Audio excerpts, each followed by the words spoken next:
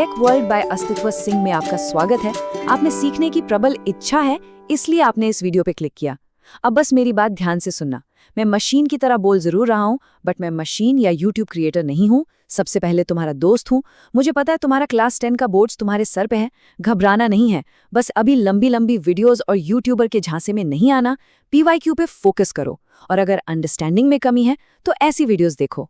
Okay, सो electricity, ये chapter board exam से ठीक पहले थोड़ा सा डरावना लग सकता है ना? ऐसा लगता है जैसे फॉर्मूलाज और कॉन्सेप्ट्स का एक उलझा हुआ जाल हो। कहाँ से करंट आ रहा है, कहाँ वोल्टेज डिवाइड हो रहा है, इट्स कंफ्यूजिंग। पर रुको, टेंशन लेने की कोई जरूरत नहीं है। हम इस पूरे जाल को, इस पूरे चैप्टर को सिर्फ 5 सिंपल आइडियाज में सुलझाएंगे, एक एक करके, एकदम लॉजिकली, ताकि एग्जाम में सब कुछ आराम से याद आ जाए। चलो शुरू करते हैं। ओके, तो सबसे पहला आइडिया है फ्लो और पुश, यानी कि बहाव और धक्का। इलेक्ट्रिसिटी को समझने के लिए बस ये 2 चीजें सोचो। आखिर बहता क्या है और उसे बहने के लिए धक्का कौन दे रहा है? तो देखो, हर चीज की शुरुआत होती है इलेक्ट्रिक चार्ज से। ये वो नन्हे नन्हे पार्टिकल्स हैं जो आगे चलकर करंट बनाते हैं। बेसिकली यही वो चीज है जो बहती है, और इसको हम नापते हैं कूलॉम्स में।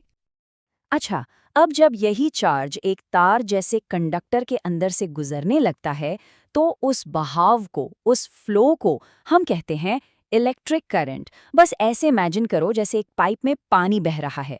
आसान है ना? और इस बहाव को नापने का फॉर्मूला तो और भी आसान है। करंट यानी I बराबर है कितना चार्ज यानी Q, कितने टाइम यानी T में बह गया। Simple, I equals Q/T। ये आपका पहला और सबसे बेसिक टूल है। लेकिन एक मिनट, ये चार्ज अपने आप तो नहीं बहेगा ना, उसे एक धक्का चाहिए, एक प्रेशर। और यही धक्का है पोटेंशियल डिफरेंस, जिसे हम आम भाषा में वोल्टेज कहते हैं। ये काम कौन करता है? बैटरी ही वो पुश देती है। तो इसका फॉर्मूला भी सिंपल है। वोल्टेज यानी V होता है वर्क डन W/चार्ज Q, यानी एक चार्ज को धक्का देकर एक जगह से दूसरी जगह ले जाने में कितनी एनर्जी लगी। चलो अब देखते हैं ये सब आपस में कैसे जुड़ते हैं। अब आते हैं हमारे दूसरे और इस चैप्टर की सबसे इंपॉर्टेंट आइडिया पर, ओम्स लॉ। ये एक मास्टर रूल है। ये बहाव, करंट, धक्का, वोल्टेज और रास्ते की रुकावट, इन तीनों के बीच का रिश्ता बताता है। ये रहा वो master formula, V equals IR, voltage equals current into resistance. Seriously, इस एक इक्वेशन से आपके आधे से ज्यादा सर्किट के प्रॉब्लम सॉल्व हो जाएंगे। ये मस्ट की है। इसका लॉजिक बिल्कुल सीधा सा है। V और I दोस्त हैं।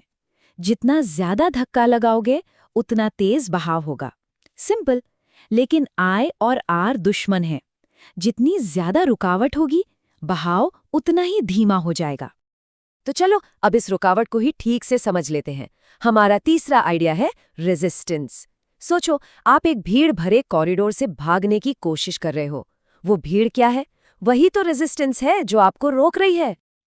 तो रेजिस्टेंस बिल्कुल वही चीज है। ये करंट के रास्ते में आने वाली रुकावट है, एक तरह का इलेक्ट्रिक फ्रिक्शन जो बहाव को कम करता है, और इसकी यूनिट होती है ओम।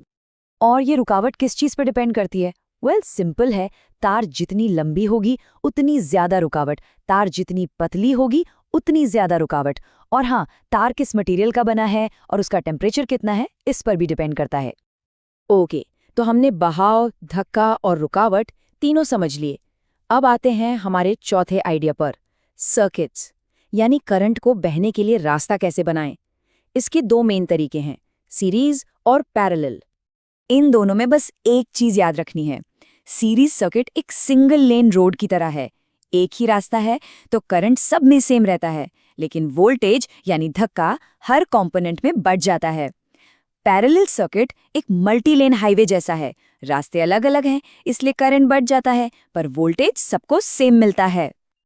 और अब हमारा आखिरी और 5वां आइडिया, इलेक्ट्रिक पावर। इसका सीधा सा मतलब है कि बिजली कितनी तेजी से काम कर रही है, जैसे एक बल्ब कितनी तेजी से रोशनी दे रहा है। पावर बेसिकली वो रेट है जिस पर इलेक्ट्रिकल एनर्जी खर्च हो रही है, और इसे हम नापते हैं वॉट्स में। तभी तो कहते हैं ना, 100 वॉट का बल्ब मतलब वो ज्यादा तेजी से एनर्जी यूज कर रहा है। और पावर निकालने के लिए आपके पास ये 3 जबरदस्त फॉर्मूला हैं। इन्हें अपना टूलकिट समझो।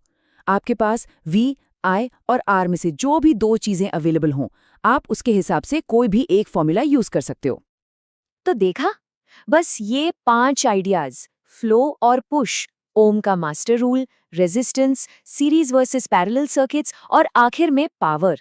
अब आप इस चैप्टर के किसी भी सवाल से निपटने के लिए बिल्कुल तैयार हैं। ये कॉन्सेप्ट्स ही हर प्रॉब्लम को सॉल्व करने की चाबी हैं। अब बताओ, लग रहा है ना आसान?